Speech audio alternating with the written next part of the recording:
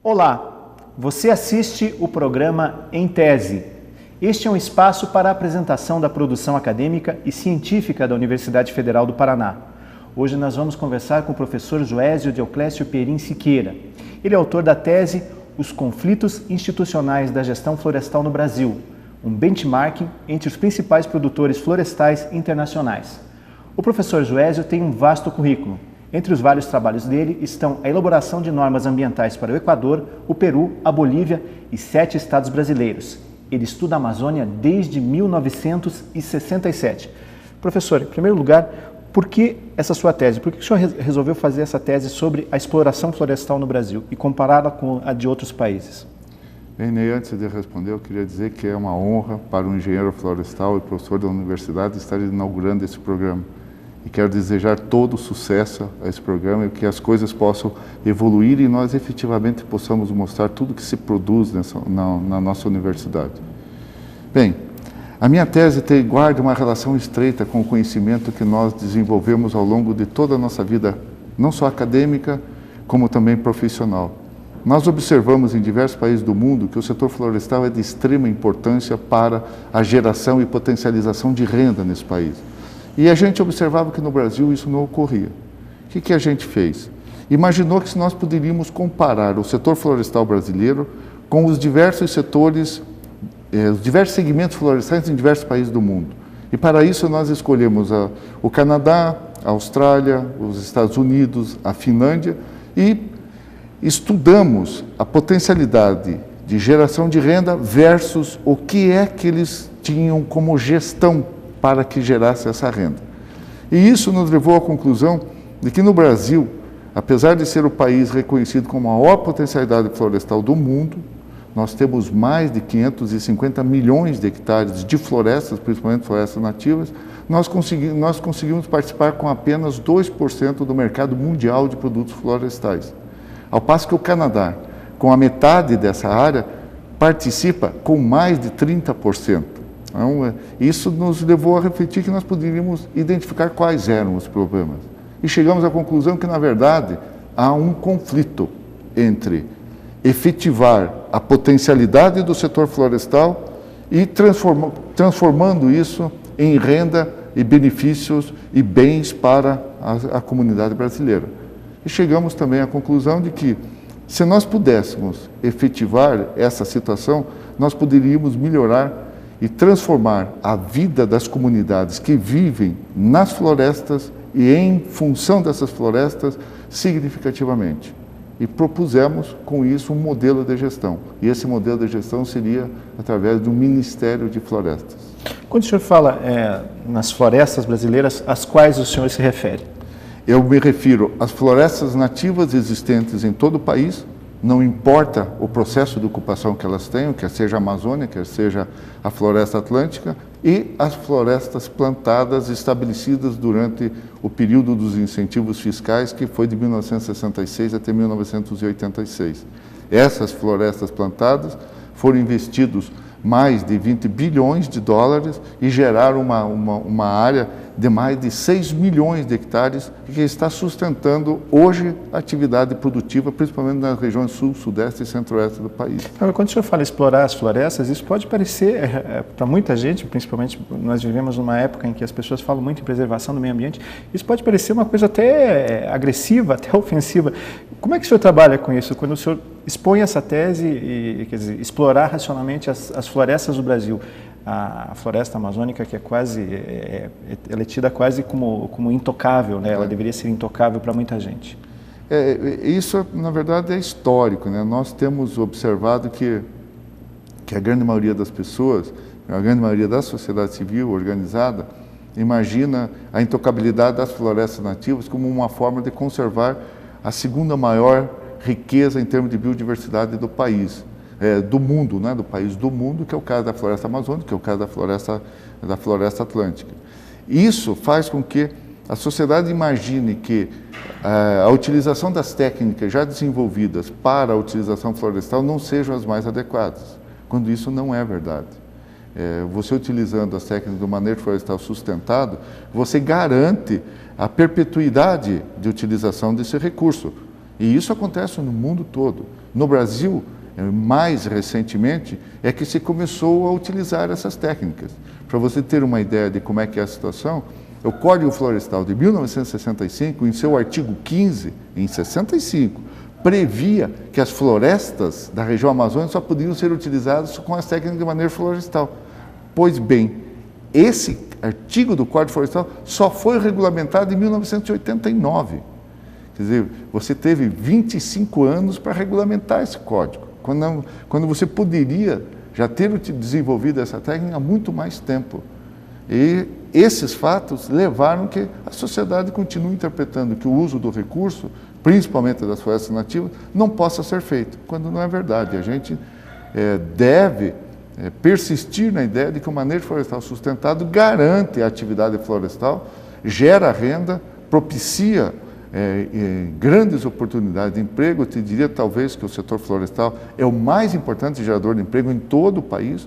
Nós temos mais de 4 milhões de pessoas envolvidas diretamente ou indiretamente com as atividades e, no entanto, a gente experimenta essa situação. E a situação... Desculpe. Não, pode concluir. E essa situação não vem única e exclusivamente da sociedade civil. Essa situação vem do próprio usuário do setor florestal. Ele interpreta de que o recurso está aí e tem que ser usado.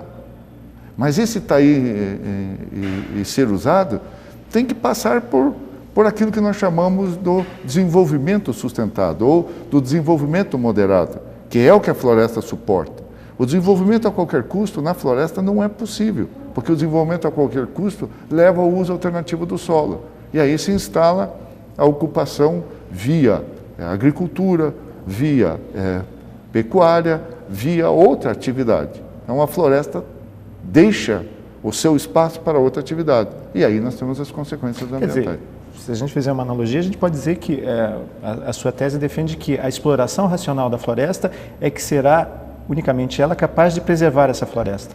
Não tem outra alternativa. E aqui é bom que se esclareça que nós temos que pensar sempre em dois conceitos.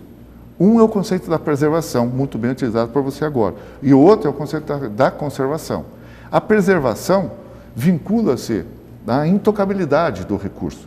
E nós temos áreas florestais que não podem ser tocadas, como, por exemplo, as que estão no artigo 2º e 3º do Código Florestal, que são as margens de rios, as encostas, etc. Essas florestas não podem ser mexidas, porque elas protegem a qualidade da água, garantem a manutenção da quantidade de água, etc.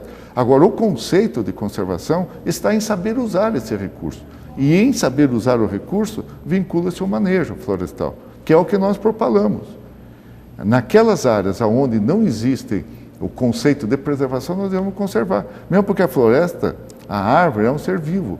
E ela terá que ser usada, porque senão ela entra no ciclo natural, no processo natural de substituição. Okay? Então essa é a ideia. Agora, como explorar as florestas sem acabar com a biodiversidade?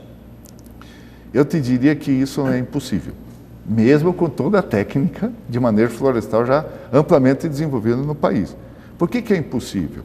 Porque qualquer ação que você conduza dentro da floresta, você estará contribuindo para diminuir a biodiversidade desse local. O fato de você caminhar dentro de uma floresta que não tinha sido, que era uma floresta primitiva, você está causando um dano, porque você estará eliminando alguns indivíduos dessa floresta que têm uma participação ativa no ciclo dessa floresta, no ciclo desse ambiente.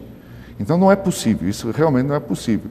Nós temos que, e a nossa legislação ambiental é muito feliz nisso, nós temos ações onde prevê a compensação por você estar utilizando esse recurso. E aí é que nós devemos trabalhar, na compensação. Então você vai usar o recurso, você vai compensar com uma outra atividade, como por exemplo, construir, na verdadeira acepção da palavra, construir uma unidade de conservação e proteção integral, tipo um parque nacional, uma reserva biológica, para compensar o dano ambiental que você causou por ter utilizado esse recurso. Então a lei ambiental do país, a Lei 6938 de 1981, permite esse tipo de coisa.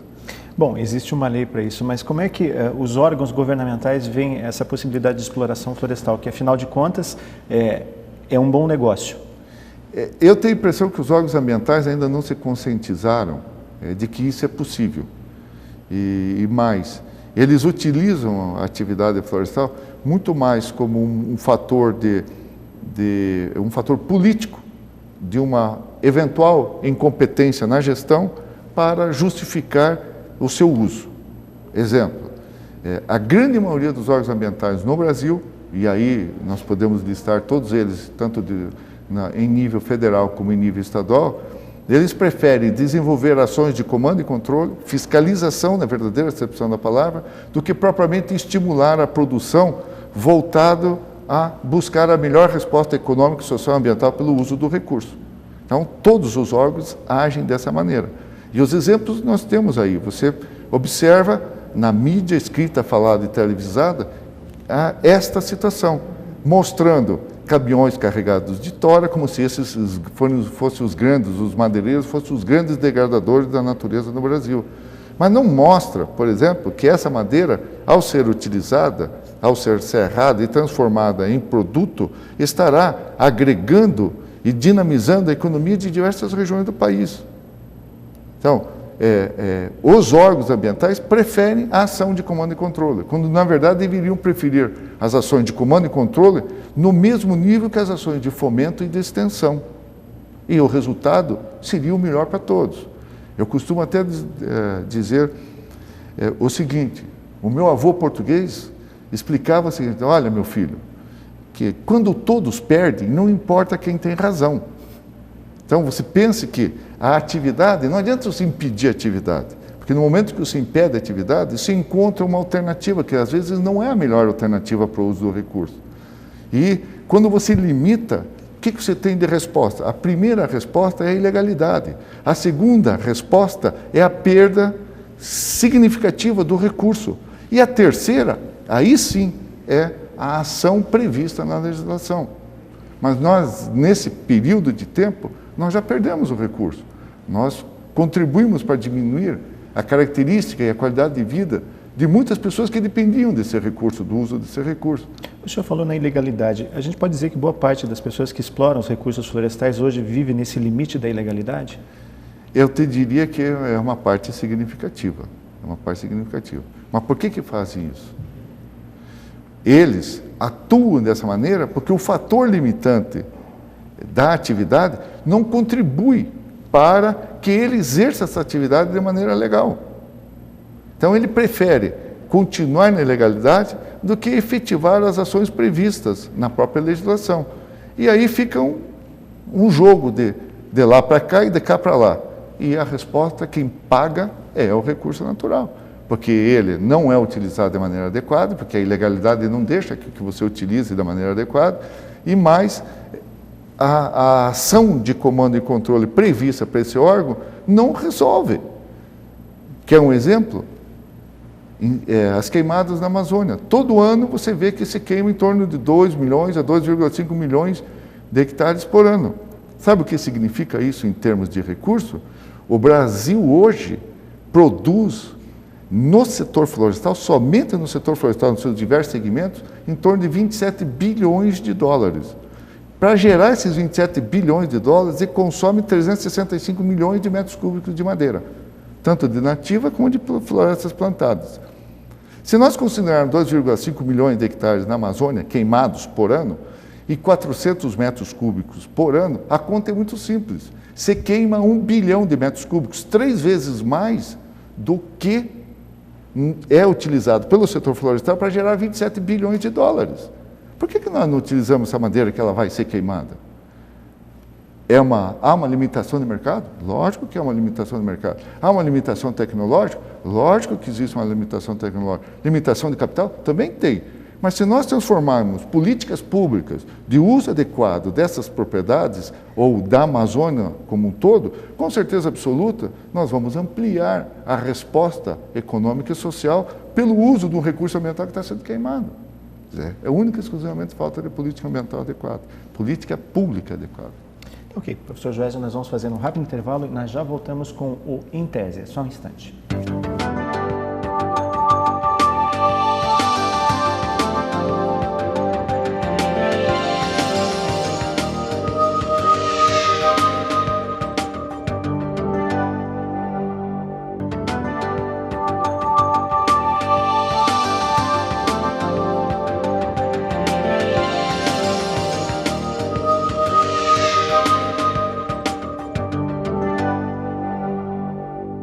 Você está assistindo o programa Em Tese. Eu estou conversando com o professor Joésio Deoclésio Pierin Siqueira, doutor em Engenharia Florestal com a tese Os Conflitos Institucionais da Gestão Florestal no Brasil, um benchmarking entre os principais produtores florestais internacionais. Professor, no bloco anterior o senhor falou que o senhor, para desenvolver sua tese, o senhor fez a comparação dos modelos do Brasil com os modelos dos Estados Unidos, Austrália, Finlândia e Canadá. E o Chile também. Mas a gente pode usar esses modelos para fazer uma comparação com o Brasil, já que nós temos uma biodiversidade bastante diferenciada? No que se refere especificamente à biodiversidade, o Brasil não pode ser comparado com quase nenhum país do mundo. Eu te diria que o Brasil, em termos de biodiversidade, só pode ser comparado ao Peru, onde a biodiversidade no Peru é um pouco mais significativa do que a do Brasil. Guardadas as devidas proporções em termos de relação de animais por unidade diária. Agora, em termos de biodiversidade, realmente o Brasil é o expoente. E com relação aos países com quem nós trabalhamos, nós preferimos fazer análise muito mais na resposta econômica e social do que propriamente a biodiversidade. Nós abordamos a biodiversidade. E aqui fica flagrante a vantagem competitiva do Brasil, não é vantagem comparativa, é vantagem competitiva do Brasil em termos de biodiversidade. Só que, infelizmente, em termos de biodiversidade, nós ainda não desenvolvemos toda a tecnologia para efetivar respostas econômicas pelo uso da biodiversidade. E nós temos aí diversos exemplos por exemplo, o cupuaçu sendo patenteado no Japão. Nós temos os exemplos das plantas medicinais sendo utilizados por outros países e menos pelo Brasil. Então, essas coisas nós ainda não potencializamos. Agora, o que nós podemos potencializar diz respeito à nossa situação climática, à nossa posição estratégica, à localização estratégica e as respostas que nós podemos ter pelo uso dos produtos madeiráveis existentes nesse país. E foi isso que eu fiz. O senhor falou em resposta social e econômica. A minha pergunta pode parecer um pouco dramática, mas nós conseguiríamos sobreviver sem a exploração florestal? Racional, evidentemente. Eu te diria que não existe a mínima possibilidade de nenhum país no mundo sobreviver sem a utilização dos recursos florestais. Porque se hoje eu pedisse para você que você retirasse o que você tem de madeira no seu corpo, com certeza absoluta você ficaria nu. Até teu sapato tem alguma coisa de madeira. E há também os engenheiros florestais costumam dizer que você nasce com a madeira e morre com a madeira. Você é enterrado com a madeira. E nesse salvaguardado a brincadeira nisso, eu lhe digo que não é possível. Não é possível mesmo nos países onde o deserto é a maior representação. Nós necessitamos do recurso florestal para a nossa própria sobrevivência. E isso se vincula não só para a resposta econômica, não só para a resposta social, mas principalmente para a resposta ambiental. Nós estamos, neste momento, discutindo e forçando a barra para que dois países, como a Rússia e os Estados Unidos, firmem o protocolo de Kyoto. Por quê? Porque necessitamos que esses países diminuam suas emissões e a floresta pode ser um elemento vantajoso para esses países em relação aos índices de sequestro e fixação de carbono. Agora, por que no Brasil as pessoas não conseguem entender a diferença entre exploração florestal e devastação? A gente já conversou um pouco no primeiro bloco, mas isso é histórico. Isso vem desde a época do descobrimento. Nós preferimos ter uma área sem floresta do que uma área com floresta. Os portugueses vieram para cá no processo de colonização e de ocupação, já devastando toda a mata, toda a floresta atlântica, exatamente para estabelecer sistemas produtivos em cima dessas áreas. E isso veio num aumento até chegarmos à década de 80, aonde, graças à visão de pessoas como o Dr. Paulo Nogueira Neto, nós conseguimos estabelecer a lei que trata da Política Nacional de Meio Ambiente. E de lá para cá você experimenta realmente que a sociedade civil,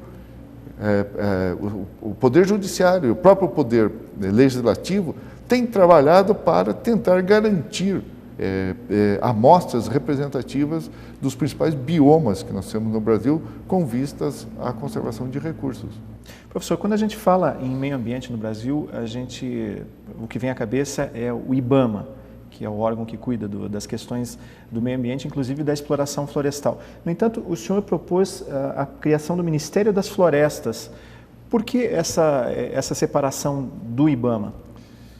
Existem diversos motivos, mas o principal deles vincula-se a que o IBAMA se origina da Secretaria de Meio Ambiente, do antigo IBDF, do Instituto Brasileiro de Desenvolvimento Florestal, da SUDEP, da Superintendência da Pesca, e da SUDEV, da Superintendência da Borracha. Então, todas essas instituições se juntaram, foram juntadas e criou o IBAMA. Nesse caso, o IBAMA, a floresta ficou ao lado e não se desenvolveram atividades específicas para viabilizar a floresta, não só para respostas econômicas, mas principalmente para a parte ambiental. Então, hoje, se você comparar o IBAMA com o antigo IBDF, não é possível. Não é possível fazer um benchmark entre IBAMA e IBDF, porque o IBAMA cuida tanto da preservação como da conservação dos recursos naturais no Brasil.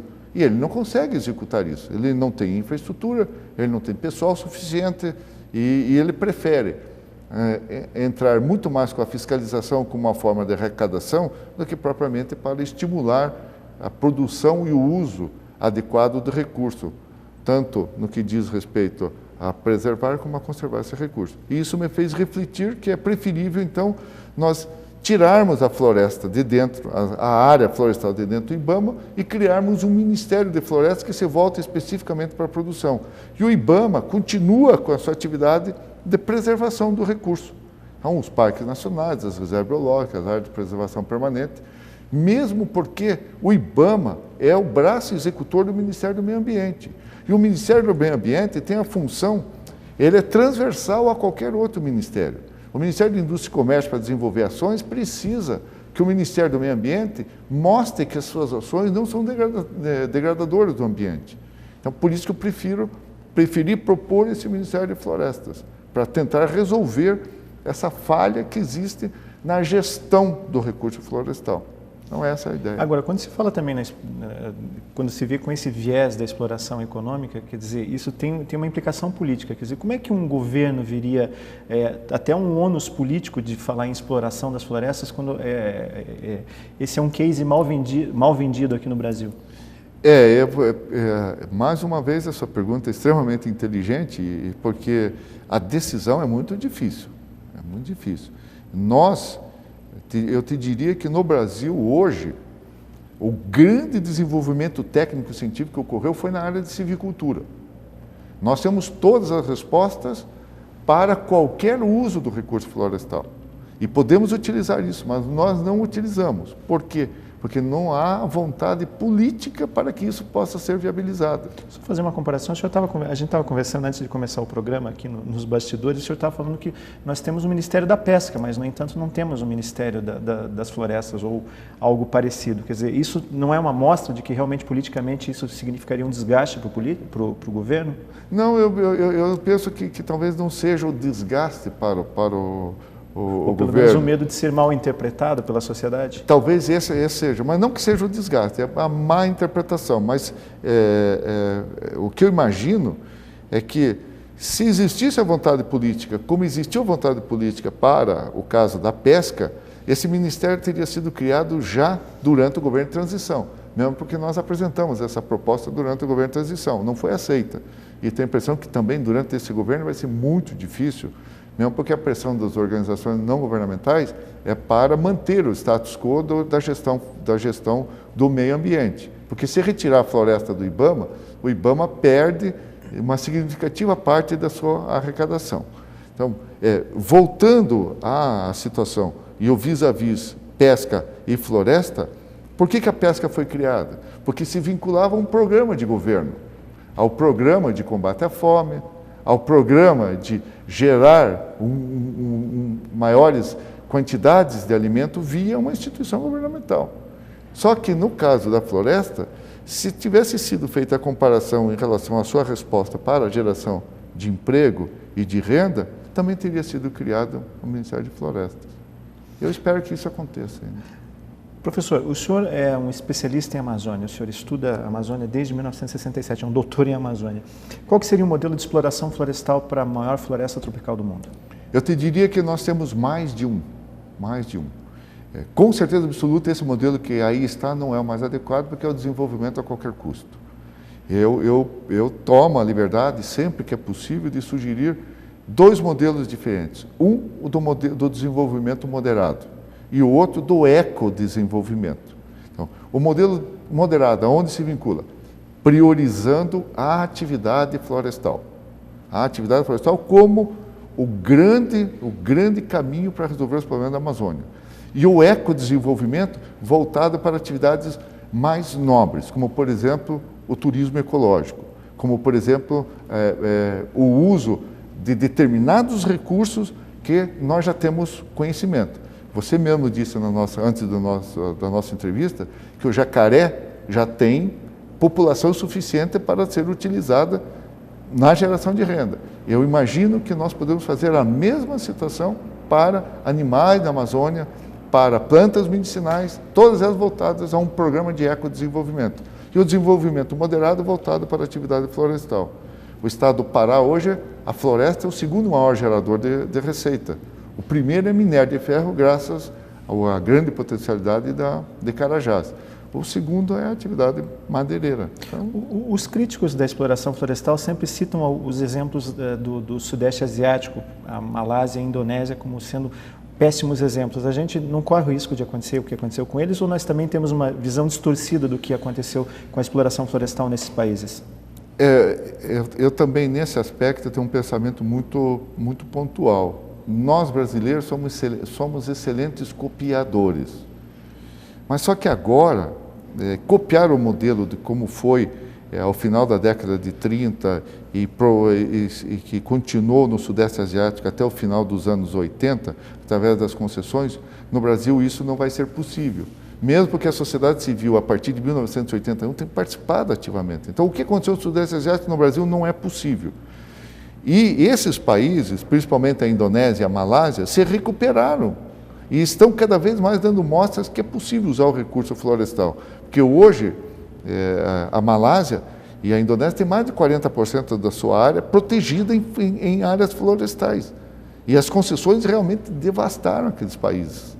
Esses dois países, a Malásia, a Indonésia e Tailândia, etc.